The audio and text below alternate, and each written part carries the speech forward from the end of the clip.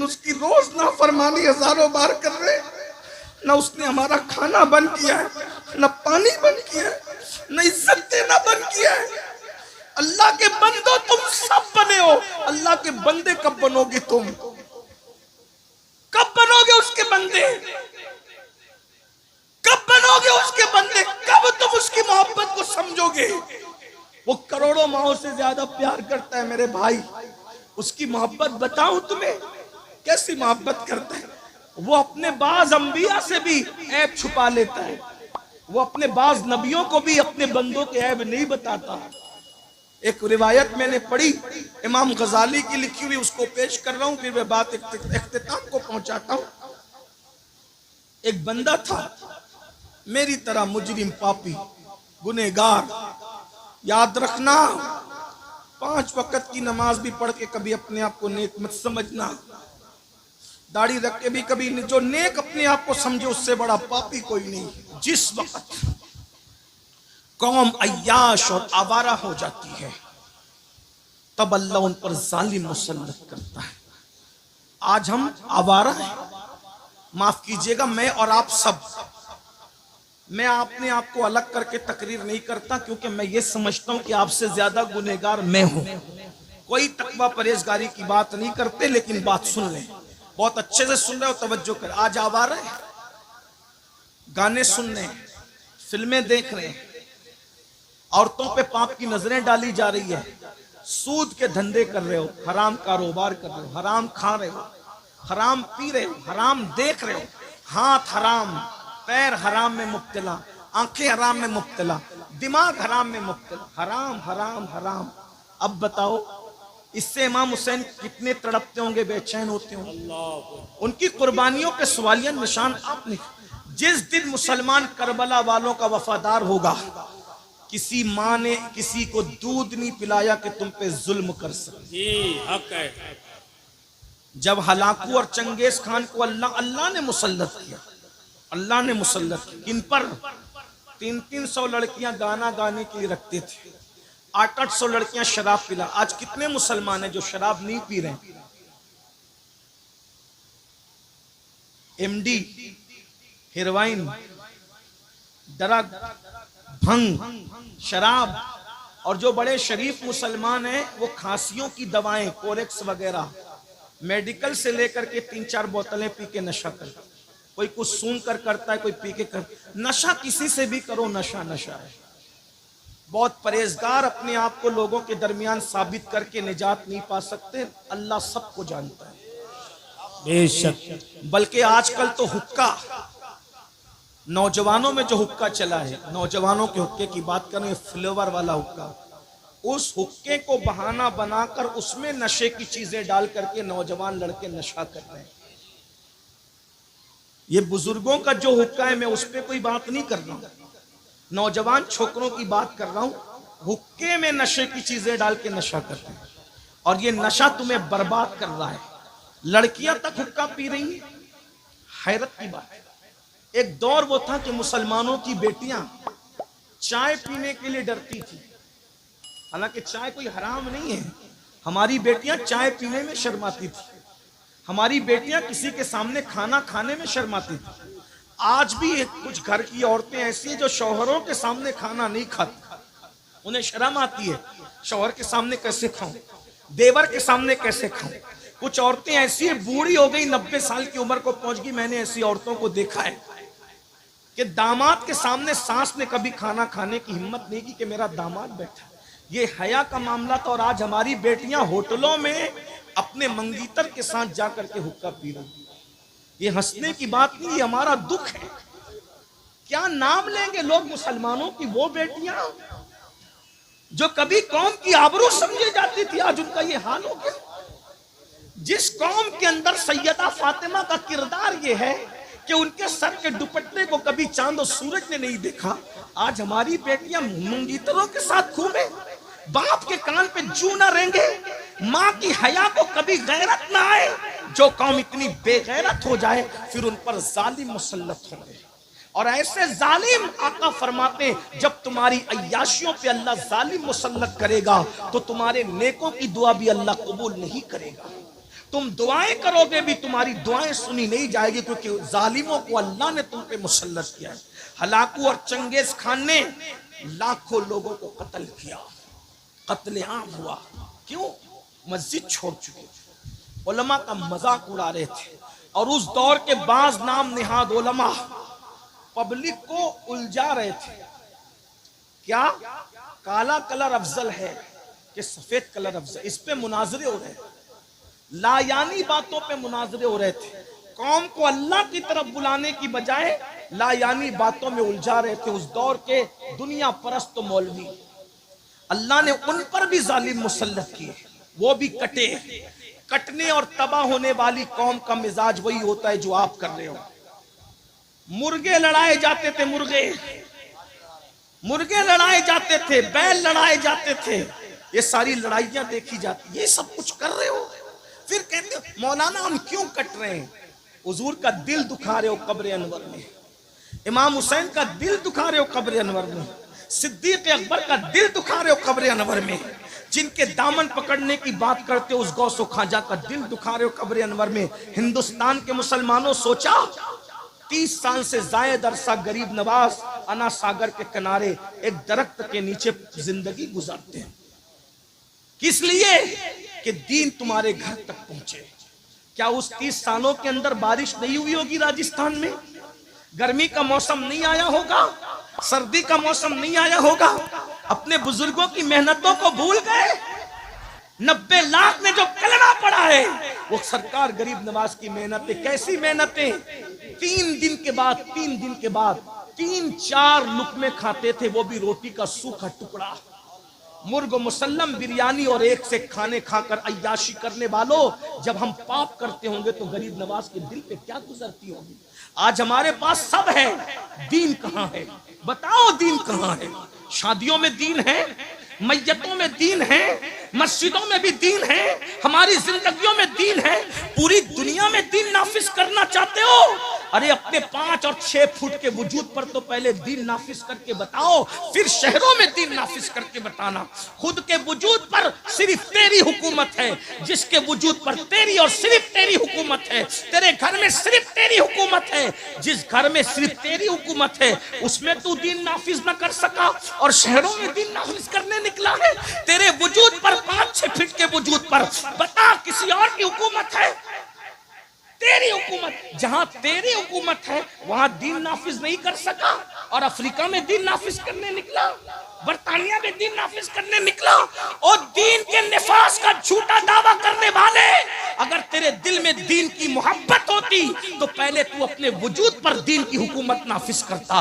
तू फजर की वक्त में सोता नहीं पड़ा रहता मेरा भाई, तू उठकर मस्जिद जाता ताकि तुझे एहसास होता कि मेरे वजूद पर दीन की हुकूमत होनी चाहिए। चेहरे से दाढ़ी मुंडाकर तू गटरों में नहीं फिकवाता, बल्कि तू सोचता कि मेरे वजूद पर दीन की हुकूमत होनी चाहिए। तू सोने की अंगूठी नहीं पहनता, सोने की चैन पहन के इतराता नहीं फिरता, बल्कि तू सोना उतार कर औरतों को पहना करके बताता कि मेरे वजूद पर, आज हमारे वजूद पर दीन की हुकूमत नहीं। हसद हम करें, बुग़्ज़ हम करें, तकब्बुर हम करें, नमाजें हम छोड़ें, कुछ दीन याद है, धर्म याद है, मजहब व मसलक याद है? कुछ नहीं। रोना तो ये भाइयों कि निकाह के वक्त कलमा पढ़ना पड़ता है। अब तो व्हाट्सएप और इंटरनेट का दौर है, काजी कलमा पढ़ा रहा है, दूल्हा कलमा नहीं पढ़ पा रहा है। मैं सोचता हूँ या अल्लाह, जो शादी की खुशी में काजी के पढ़ाने से कलमा ना पढ़ सके, वो मौत की तकलीफ में क्या कलमा पढ़ पाएगा? बगैर कलमा पढ़ते मरोगे, बगैर कलमा पढ़ते मरोगे तो कहां जाओगे? इंटरनेट देखते देखते सोते हो और उठते हो तो व्हाट्सएप की फिक्र में उठते हो। क्या होगा? मरना है भाइयों, मरना है। ये जलसे लतीफे के लिए नहीं है, ये जलसे पब्लिक दिखाने के लिए नहीं है, ये जलसे हंसाने के लिए नहीं है, ये जलसे स्टेज पर झगड़ा करने के लिए नहीं है, ये जलसे तो मकसद याद दिलाने के लिए है। दुनिया में क्यों आए थे याद करो, मरोगे, मरना है। रूह का रिश्ता जिस्म से टूट जाना है। मेरी माँ और बहनों की भी तवज्जो चाहता हूँ। मेरी बहनों, तुम्हें भी मौत आएगी, अल्लाह तुम सबको लंबी उम्र दे, तुम्हें भी लंबी, सबको लंबी उम्र दे, लेकिन कितनी भी लंबी उम्र पाओ मरोगे, कब्र में जाओगे, कब्र में सोना है, कुछ नहीं लेके जाओगे। करोड़ों जमा लो, अरबों जमा लो, खरबों सब छोड़ के जाओ, सब यहीं रह जाएगा। दिल्ली तक माल कमाने के लिए जाने वालों, यहीं रह जाएगा माल। कलकत्ता और सऊदी तक माल कमाने के लिए जाने वालों, जाओ माल कमाओ, हम मना नहीं करते, लेकिन यही रह जाएगा। मैं एक जुमला कहना चाहता हूं, तवज्जो है आपकी, बहुत अच्छे से सुन रहे, तवज्जो से सुन रहे बहुत, लेकिन एक जुमला सुन लो, सुन ले। जो माल कमाने दिल्ली, कलकत्ता, मुंबई, दुबई और सऊदी तक गए थे, वो माल यहीं छोड़ के जाओगे। लेकिन जिस नेकी को कमाने के लिए बिस्तर छोड़ के मस्जिद तक नहीं जाते ना, वो नेकी तुम्हारी कब्र में तुम्हारे साथ जाएगी। भाइयों, जिसे कब्र में जाना है उसके लिए 10 मिनट नहीं निकाल रहे हो, और जिसे कब्र में साथ नहीं ले जाना है उसके लिए 12-12 घंटे मेहनत कर रहे हो, 10-10 घंटे। ये सब लोग ऐश करेंगे भाइयों, ऐश। जितना माल कमा रहे हो ना, बच्चों में बटेगा, बच्चों में। दामाद उस पे मजे करेंगे, बल्कि दामाद धमकियां देंगे तुम्हारी बेटियों को, जा तेरा बाप मर गया, हिस्सा लेकर आ, ताकि हम ऐश करें। इसी दिन के लिए झूठ बोल रहे हो, इसी दिन के लिए सूद के धंधे कर रहे हो, इसी दिन के लिए किसी का माल छीन रहे हो, इसी दिन के लिए आवारगी कर रहे हो। बताओ, सब छोड़ के जाओ। क्या सोचते हो ये बच्चे मेरे तुम्हारे मरने के बाद काम आएंगे? भाइयों, बच्चों का हक अदा करो, उन पे जुल्म मत करना, प्यार भी करो। लेकिन ये आजकल के बच्चे इतने बदमाश हो गए, हमने तरबियत नहीं की। 24 घंटे बाप को एक फोन नहीं करते। अब्बा कैसे हो? जो जीते जी तुम्हारी खैरियत के लिए फोन ना करें, वो मरने के बाद तुम्हारी कब्र पर आकर इसाले सवाब करेंगे। पीर साहब लोग इस धुन में कि उनके मरने के बाद उनके मुरीदीन उनके लिए इसाले सवाब करेंगे। भाइयों, आज के मुरीदीन इतने बदमाश है, ज्यादातर सबकी बात नहीं करता, कि पीर अगर बेटी की शादी में निकाह पढ़ाने ना आए तो पीर से बैत तोड़ करके फौरन पीर बदल करके दूसरे से मुरीद हो जाता है। आजकल ये हाल, किससे दिल लगा रहे? मेरी बातें कड़वी जरूर है, लेकिन मैं सच्ची बात कर रहा हूं। पीरों को चाहिए मुरीदों से दिल ना लगाए, खतीबों को चाहिए सुनने वाले सामीन से दिल न लगाए। ये अभी तारीफ कर रहे हैं, पीठ पीछे जाके बोलेंगे हजरत तो ये कह रहे थे, हजरत तो। कोई किसी से दिल न लगाए। दिल लगाना है आमिना के लाल से लगाओ, प्यार सबसे करो, मोहब्बत सबको दो, लेकिन दिलदार से लगाओ, दिल सिर्फ एक से लगाओ। ये बेवफाओं से दिल क्या लगा रहे हो? जो जाने वफा है उससे दिल लगाओ। भाइयों, कोई कब्र में नहीं आएगा, जाने वफा आमिना का लाल कब्र में आना है। मेरा वक्त हो चुका, मैं बात समेट को चले जल्दी से। तो जिस वक्त हलाकू और चंगेज को अल्लाह ने मुसल्लत किया, उन्होंने बहुत मार डाला।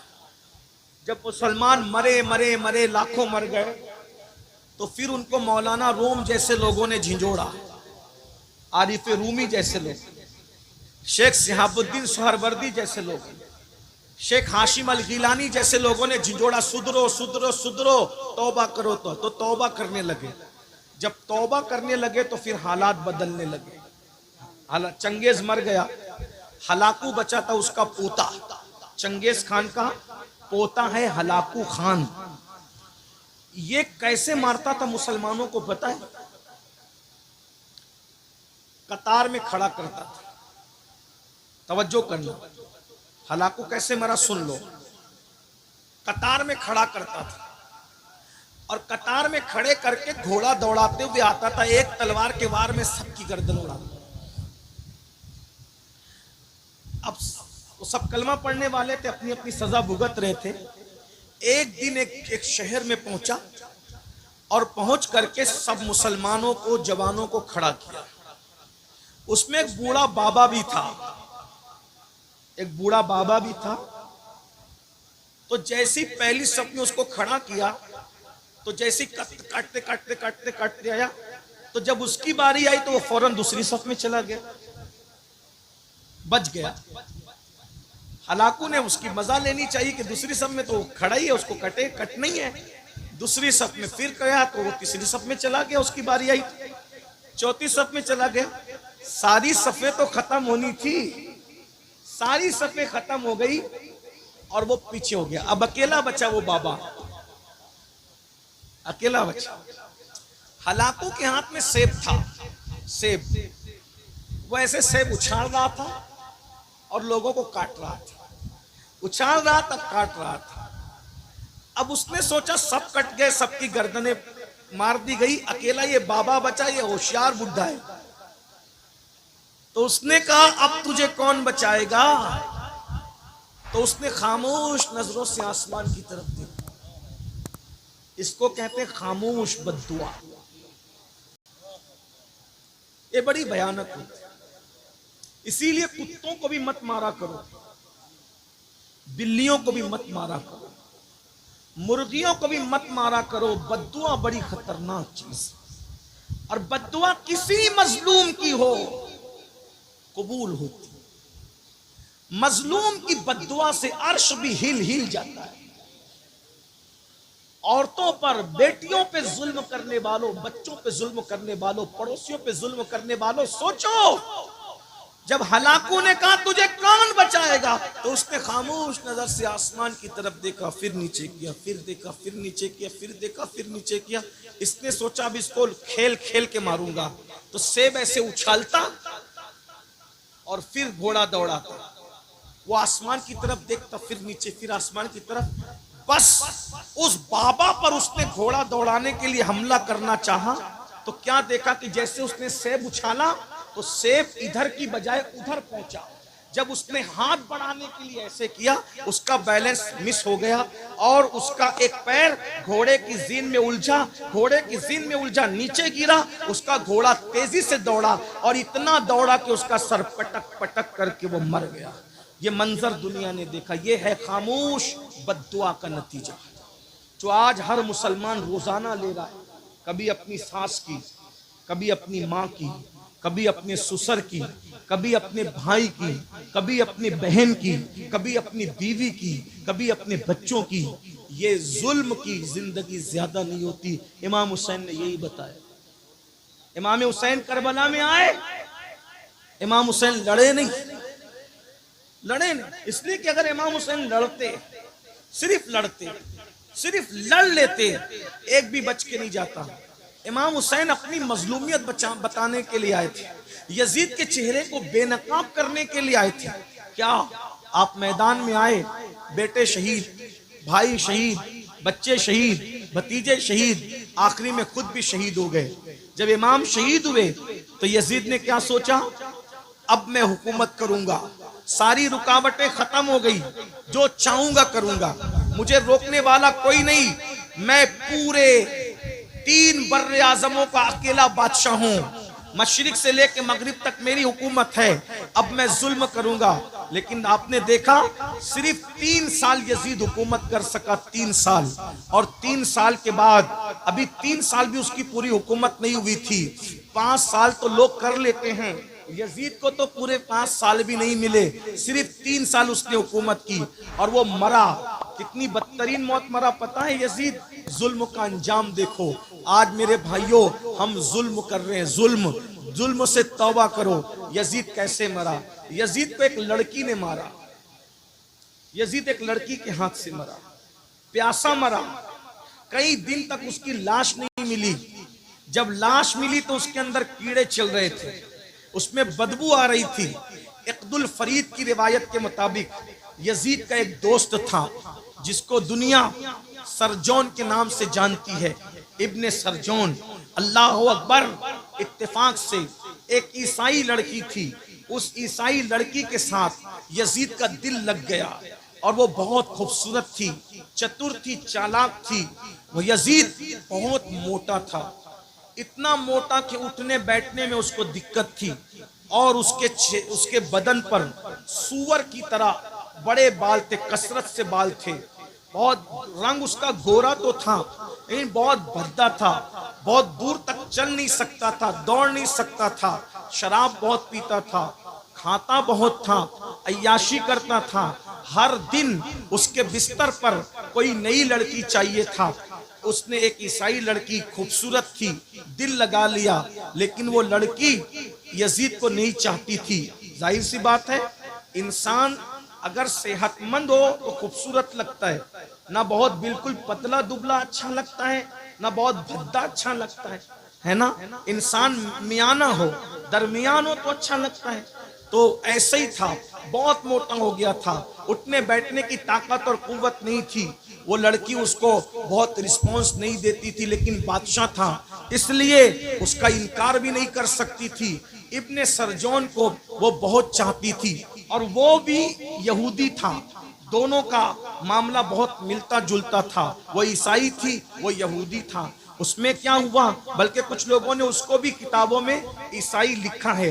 बहरहाल इख्तिलाफ रिवायत है, मैं ज्यादा लंबी नहीं करता।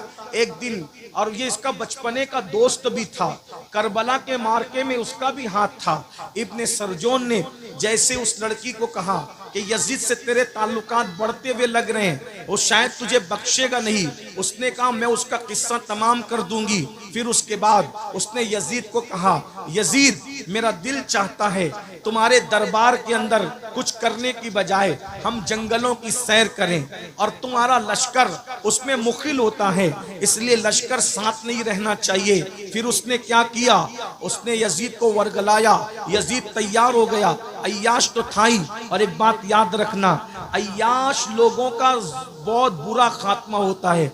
आजकल कुछ लड़के हमारे दरमियान भी ऐसे हैं, वो लड़कियों को फरेब देते हैं, मोहब्बत के जाल में फांसते हैं, फिर उनके साथ जिना करते हैं, आबरू खत्म करके फिर किसी दूसरे के तलाश में, फिर किसी तीसरे के तलाश में। आजकल लड़के ये गंदगी कर रहे हैं। याद रखो, मुझे ये सब बातें करने का शौक नहीं है, मेरा अल्लाह जानता है। मैं निजी महफिलों में भी मोहतात गुफ्तगू करने का आदी हूँ अल्हम्दुलिल्लाह, लेकिन मजबूर हैं। कौम जब बीमार हो जाए तो फिर उसको सुधारने के लिए जलसों में ये बात ना करूं तो कहां करूं। मेरा दिल तड़पता है, मैं तुम्हें क्या कह दूं। वल्लाह मेरा अल्लाह नियतों को जानता है।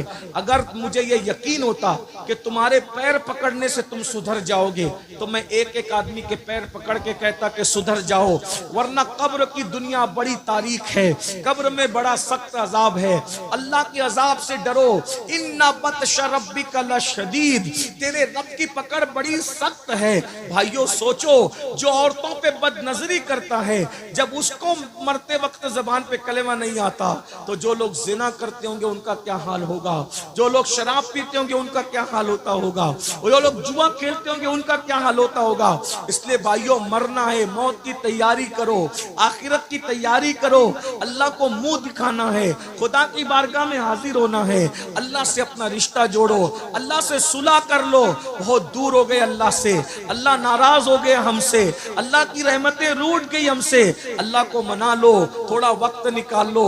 सबको टाइम देते हो, दोस्त नाराज हो जाए उसको जो है वो अल्लाह अकबर टी पॉइंट पे ले जाते हो, कॉफी पी पी के पिला पिला कर उसको मनाते हो, कभी हाथ पकड़ते हो, कभी पेशानी को चूमते हो, कभी पैर पकड़ते हो, कभी गिफ्ट देते हो। दोस्तों को मना रहे हो, बीबियों को मना रहे हो, ब्रूठे बच्चों को मना रहे हो, अरे अपने सेठों को मना रहे हो, सबको मना रहे हो। अल्लाह को भी मना लो, उसको भी कोई गिफ्ट करो, उसको भी कोई गिफ्ट दो, उसको भी कोई गिफ्ट पेश करो। क्या पेश करोगे अल्लाह को? उसको चाय तो नहीं पेश कर सकते, उसको काफियां तो नहीं पेश कर सकते, उसे खाने और कपड़े तो नहीं पेश कर सकते। क्या पेश करोगे अल्लाह को? मैं बराज बता देता हूँ, बहुत कीमती गिफ्ट बताता हूँ, उसको बहुत पसंद है, उसको बहुत पसंद है, उसके यहाँ उसकी बड़ी अहमियत है। अल्लाह अकबर, अल्लाह अकबर क्या है? वो आजिजी के आंसू है, वो निदामत के आंसू है। जब ये आंसुओं के मोतियों को रात के आखिरी हिस्से में मुसल्ले पे बैठ के अल्लाह को पेश करोगे कि मान जा अल्लाह, मान जा अल्लाह, वो मान जाएगा, वो राजी हो जाएगा। और एक बात बताऊं, अरे सबको मनाना मुश्किल है, रब को मनाना बहुत आसान है। दो आंसू पेश कर दोगे, राजी हो जाएगा, मान जाएगा। एक बात बताऊं, अरे सबसे बातें करते हो, कभी थोड़ा वक्त निकाल कर अपने अल्लाह से भी कुछ, हाँ अपने अल्लाह से भी कुछ, अपने अल्लाह से भी कुछ सरगोशियों का शरफ हासिल कर लो। इस माना में अपने अल्लाह की बारगाह में मुसल्ले पे बैठो, वुजू करके करके 2 रकात नफिल पढ़ो और उससे कहो अल्लाह मेरी रोजी नहीं चल रही है, मेरी रोजी का मामला दुरुस्त कर दे, मेरी बेटी को रिश्ते नहीं आ रहे हैं, मेरी बेटी के रिश्ते का मामला कर दे, अल्लाह पाक मैं परेशान हूं, मेरी परेशानी दूर कर दे, मेरा भाई जेल में उसे छुड़ा दे। आपसे पूछता हूं आपका अल्लाह तो आपकी शहरत से ज्यादा करीब है। अरे पीर साहब बिलासपुर में रह सकते हैं, पीर साहब मालेगांव में रह सकते हैं, पीर साहब मुरादाबाद में रह सकते हैं, लेकिन अल्लाह साहब कहाँ? अल्लाह साहब तो शहरत से ज्यादा करीब है, हमारी जान से ज्यादा करीब है। अरे वजीफे लेने के लिए 300-300 किलोमीटर का सफर तय कर रहे हो, आंसुओं को पेश करने से बड़ा वजीफा क्या है? अल्लाह की बारगाह में अर्जियां लगाना सीखो। हमारा मजहब यहूदी और ईसाइयों का नहीं है कि राहिब को पकड़ के ले जाएंगे तो ही काम बनेगा, अरे फादर को ले जाएंगे तो ही काम बनेगा। हमारे आदर फादर किसी की जरूरत नहीं है, हमारे यहाँ बस इतना है जहां बैठे हो वहीं उसके महबूब का वसीला पेश करके अपनी बात अर्ज करो। वो सुनता भी है और वो जानता भी है और वो मसाइल को हल भी करता है। मुझे कोई एक बंदा खड़े होकर बताए किसका मसला ऐसा है जो अल्लाह हल नहीं कर सकता? बताओ, अगर मुसलमान हो तो मुझे बताओ कौन सा बड़ा मसला ऐसा है जो मेरा अल्लाह हल नहीं कर सकता? है कोई ऐसा मसला? अरे मसाइल तुम्हारे लिए मुश्किल है, उसके लिए कोई मुश्किल नहीं है, उसके लिए कोई अल्लाह को मानो, अल्लाह से दूर हो गए हो। मेरी बहनों, और तावीज गंडों के चक्कर में पंडित और पुजारियों के घर तक जाने वाली औरतों, आबरू को दांव पे लगाने वाली औरतों, मेरी बहनों, अरे तुम्हारा अल्लाह तो तुम्हारी शहरत से ज्यादा करीब है। पुकार के देख राबिया बशरी की तरह, पुकार के देख आयशा सिद्दीका की तरह, पुकार के देख फातिमा ज़हरा की तरह, फिर वो मदद ना आए तो फिर खुदा से रिश्ता तोड़ कर बैठे हो और हमारे पास आके कहते हो ये मसला ये हम क्या करेंगे? तुम्हारा मसला जितने अच्छे अंदाज में तुम गिड़गिड़ा के अल्लाह को पेश कर सकते हो, अमीनुल कादरी नहीं पेश कर सकता, क्योंकि जो कांटा तुम्हें चुभा है, जितना दर्द तुम्हें है उसका दर्द अमीनुल कादरी को नहीं है। मेरा सर का दर्द जितना मैं जानता हूं उतना तुम नहीं जानते। मोहब्बत अपनी जगह, ताल्लुक अपनी जगह, लेकिन मेरा दर्द मैं डॉक्टर को जितने अच्छे अंदाज से बता पाऊंगा मेरी बीवी नहीं बता पाएगी, मेरा बेटा भी नहीं बता पाएगा।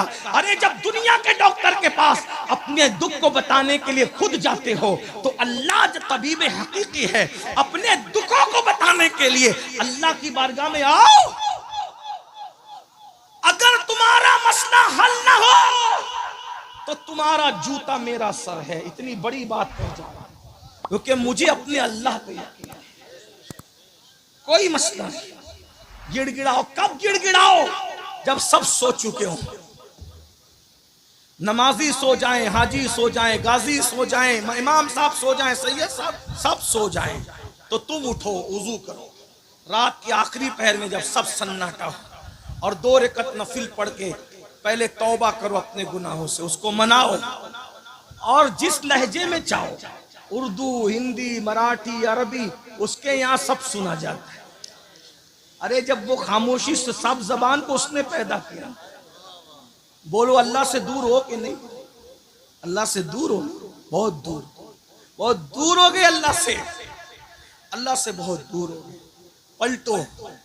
और एक बात बताऊं, हमसे कोई इतना प्यार नहीं करता मेरे भाई जितना अल्लाह करता है।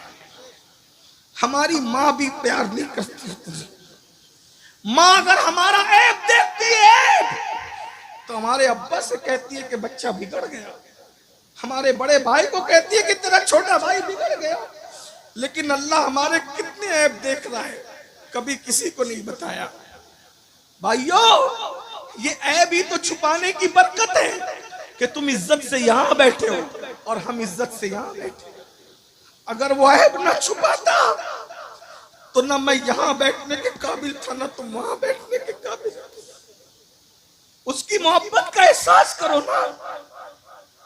हम माँ बाप की नाफरमानी करें तो माँ बाप कहते निकल मेरे घर से, लेकिन उसकी रोज नाफरमानी हजारों बार कर रहे। न उसने हमारा खाना बंद किया है, न पानी बंद किया है, न इज्जत देना बंद किया है। अल्लाह के बंदो तुम सब बने हो, अल्लाह के बंदे कब बनोगे तुम? कब बनोगे? बनोगे उसके बंदे?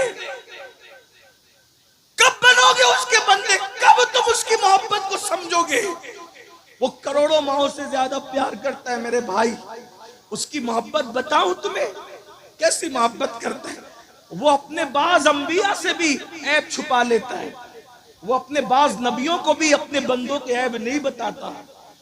एक रिवायत मैंने पढ़ी, इमाम गजाली की लिखी हुई, उसको पेश कर रहा हूं, फिर मैं बात इख्तिताम को पहुंचाता हूं। एक बंदा था मेरी तरह, मुजरिम, पापी, गुनहगार। याद रखना, 5 वक्त की नमाज भी पढ़ के कभी अपने आप को नेक मत समझना। दाढ़ी रख के भी कभी, जो नेक अपने आप को समझे उससे बड़ा पापी कोई नहीं। इसका ख्याल करना, हमेशा अपने आप को पूरी मखलूक में सबसे ज्यादा गुनहगार समझा करो। ये आजिज़ी आपके पास, और हम तो ही गुनहगार। नेक लोगों को गुनहगार समझने का हुक्म है, हम तो ही गुनहगार।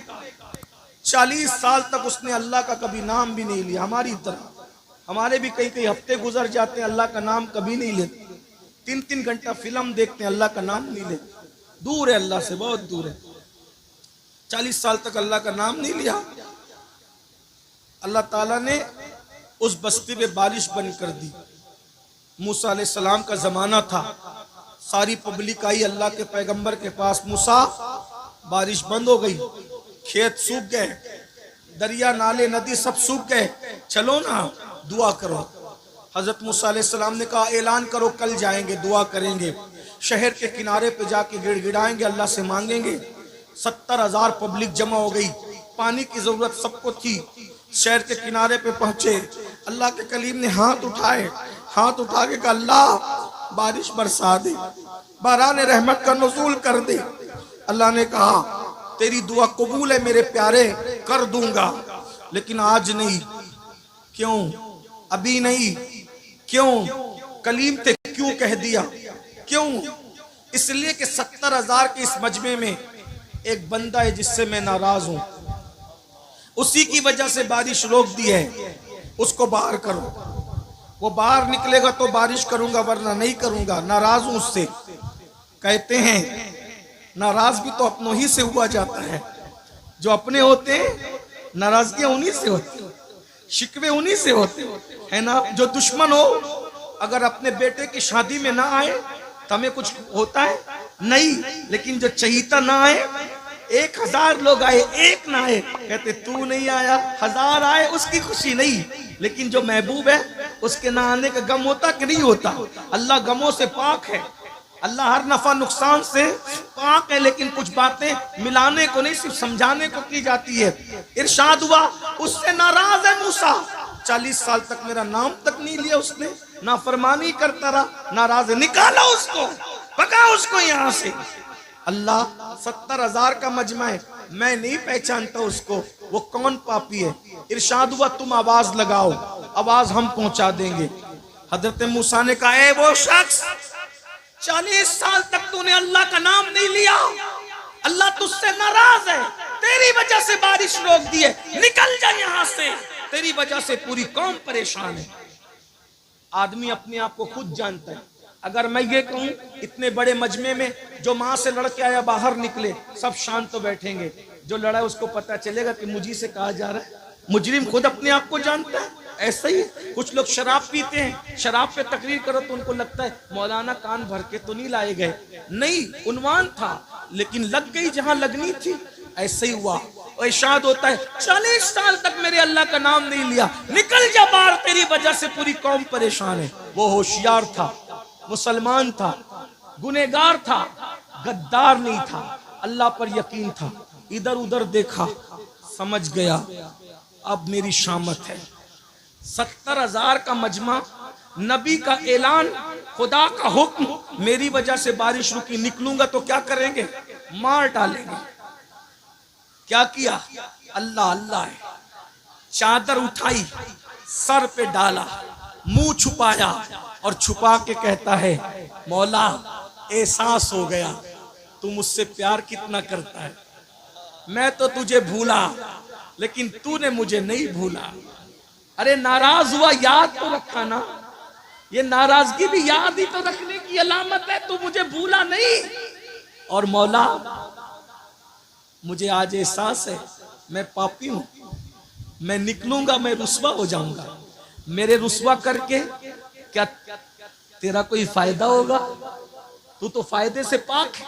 मेरे रुस्वा करने में तुझे कोई फायदा है? नहीं, तू तो फायदे से पाक है। और मुझे माफ करने में तेरा कोई नुकसान है? नहीं, तू नुकसान से पाक है। माफ कर दे आज। अगर माफ कर दिया, वादा करता हूं आज के बाद एक कदम भी तेरी मर्जी के खिलाफ नहीं उठाऊंगा। माफ कर दे। सच्चे दिल से कहा, मुंह छुपाकर। शर्मिंदगी के बस 2 मोती निकले आंसुओं की शक्ल। 2 मोती आंसुओं की शक्ल में निकले। और जब आंसुओं की शक्ल में मोती निकले, काली काली घटाएं छा गई, ठंडी ठंडी हवाएं चली और ऐसा बरसा के जल थल कर। हजरत मूसा ने कहा, हमसे तो कहा था जब तक वो निकलेगा नहीं बरसाएंगे नहीं। क्यों बरसाया? कैसे बरसाया? महबूब थे ना, कलीम थे, बोल पड़े। इरशाद हुआ, मूसा जिसकी वजह से रोका था उसी के सदके में बरसा दिया, उसी के सदके में बरसा दिया। अर्ज की मरदूद एक लम्हे में महबूब हो गया। कैसे? का तौबा कर ली, 2 आंसू पेश कर दी, हम राजी हो गए। उसने कहा कि एक लम्हा एक भी अब आपकी मर्जी के खिलाफ नहीं चलेंगे, राजी हो जा। राजी हो गए, माफ कर दिया, उसी के सदके में बरसा दिया। अब बड़ी बात, उससे बड़ी, माफ तो हो गया वो। मूसा ने कहा अलैहिस्सलाम, जरा बताना वो कौन बंदा है? तवज्जो, क्या प्यार करता है, क्या प्यार करता है। तवज्जो करें, तवज्जो करें, क्या प्यार करता है।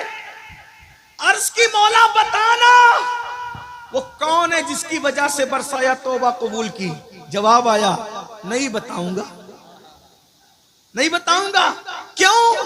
अरे जब पापी था मैं उससे नाराज था, वो पापी था मैं उससे नाराज था, तब मैंने उसके ऐब पे पर्दे डाले। अब तो तौबा करके महबूब बन गया है, अब उसको बता करके रुस्वा कैसे कर दूं। जब उम्मते मूसा से इतना प्यार करता है तो जाने मूसा महबूब की उम्मत से कितना प्यार करता होगा। उसका प्यार महसूस करो ना। आओ उसके घर, सबके घर जाते हो ना, उसके घर भी आओ ना। सबके पास तोहफे देते हो ना, उसको भी तोहफे दो ना। उसको तोहफा देने का तरीका तो बताया, आंसू पेश करो। 50 रुपए किसी गरीब को दे दो, अल्लाह मैं तुझे तो कुछ नहीं देता, ये तेरे नाम पे किसी गरीब को दे रहा हूं। किसी को खाना खिला दो, तेरे नाम पे किसी को कपड़े पहना रहा हूं। किसी को राशन भर दो, खा के जो सुकून नहीं मिलता वो खिला के ना मिले तो फिर कहें। एक दिन किसी ने मौला अली से कहा, अली अल्लाह ने ये हाथों में जोड़ पैदा किए, जोड़, अगर ये जोड़ पैदा नहीं होते तो इस तरह लुकमा नहीं जाता ना। तो मौला अली कहते अगर जोड़ नहीं होता तो अली को ज्यादा मजा आता। ये जोड़ है तो भी मजा है, लेकिन नहीं होता तो भी ज्यादा मजा आता। कहा वो क्यों? कहा जोड़ है तो लुकमा यूं आता है, नहीं होता तो यूं जाता है, और यूं आने के बाद बदबू बनता है, और यूं जाने के बाद जहन्नम से निजात का जरिया बनता है। गौसे पाक कहते मैंने नेकियों के दफ्तर को उलट पलट कर देखा, खाना खिलाने से बड़ी मुझे कोई नेकी नजर नहीं आई। इसीलिए देख लो, गौस पाक के यहाँ भी लंगर, गरीब नवाज के यहाँ भी लंगर, साबिर पाक के यहाँ भी लंगर, बाबा फरीद के यहाँ भी लंगर, वारिस पाक के यहाँ भी लंगर। ये अल्लाह वाले खाने वाले नहीं थे, खिलाने वाले थे।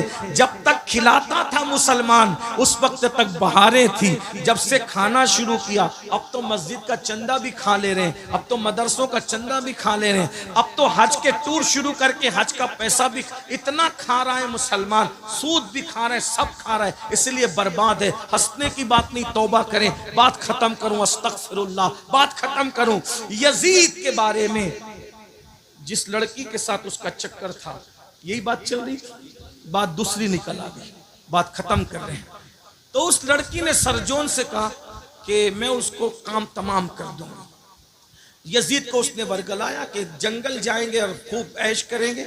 यजीद घोड़ा लेके अकेला जंगल में आ गया, उसके पीछे बैठ गई वो लड़की, और इतना जोर से उसने घोड़ा दौड़ाया पूरे जंगल में, यजीद हाँप गया। और जब बहुत हाँप गया और पानी पानी चिल्लाया तो मशकीज़ा घोड़े पे लटक रहा था, उसने लात मार के यजीद को गिराया।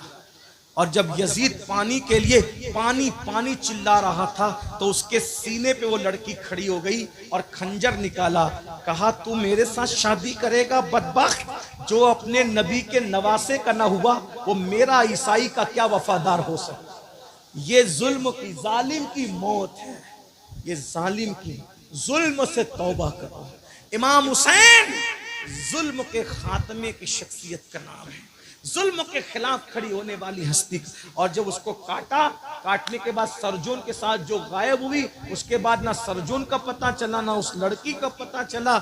यजीद को लोगों ने ढूंढा, नहीं मिला, कहीं तक ढूंढा, नहीं मिला। बिल आखिर कई दिनों के बाद लोग जंगल में गए तो देखा कि लाश में कीड़े चल रहे थे, बदबू आ रही थी। उसी हालत में उसको लाया गया और इबरतनाक अंदाज से उसकी तदफीन हुई। ये इमाम हुसैन उस हस्ती का नाम है जिसने जुल्म के खिलाफ आवाज उठाई है। इसलिए जुल्म की तरफ मत जाओ। अगर सच्चे हुसैनी है, औरतों पे जुल्म मत करो, बच्चों पे मत करो, पड़ोसियों पे मत करो, इमामों पे भी मत करो। अगर ट्रस्टी लोग मौजूद है तो वो सुन लें।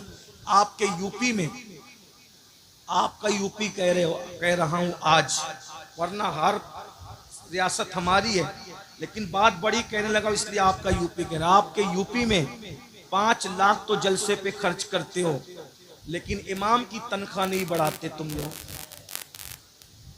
जो इमाम महीने भर तुम्हारे बच्चों के कान में अजान से लेके तुम्हारे बाप की मैयत तक और तीजे और 10वें की फातिहा तक हर वक्त तुम्हारे घर पे खड़ा है, आज वो इमाम को 10,000 12,000 देते हो।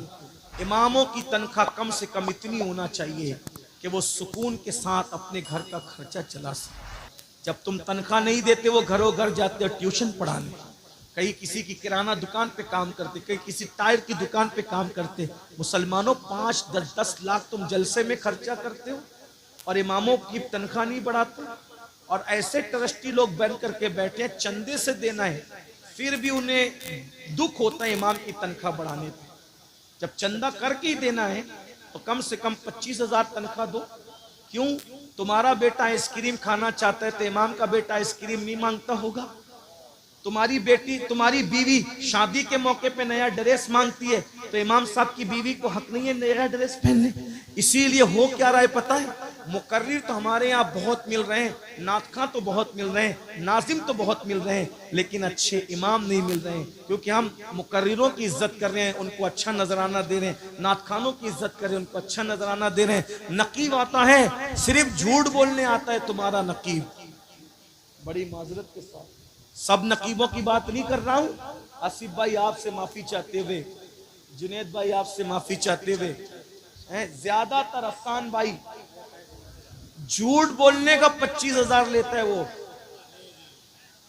हर आलिम अल्लामा, हर पीर शेखुल मशाइख, हर पीर कुतुबुल अक्ताब, हर मजार में सोया हुआ नंगा धड़ंगा रहमतुल्लाह अलैह रदी अल्लाह अन्हु, जो रमजान शरीफ के रोजे भी नहीं रखता था, उसका भी तुम उर्स मनाते हो जालिमों, और नाजिम को बुलाते हो और वो भी झूठी झूठी करामतें गढ़ के झूठ बोलने का 25,000 लेता है और उसको तुम 25 और 30,000 देते हो। और इमाम नमाज पढ़ाता है, उसको नमाज पढ़ाने पर भी 25,000 देने की तुम्हारे अंदर हिम्मत नहीं है।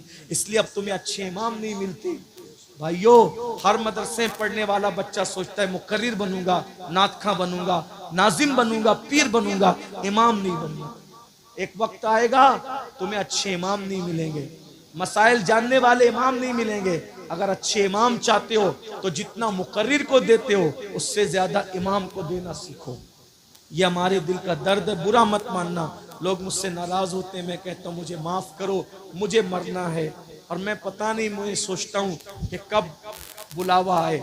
जाना तो है जल्दी या देर से, बल्कि अल्लाह से दुआ है अल्लाह मुझे भी लंबी उम्र दे, आपको भी दे।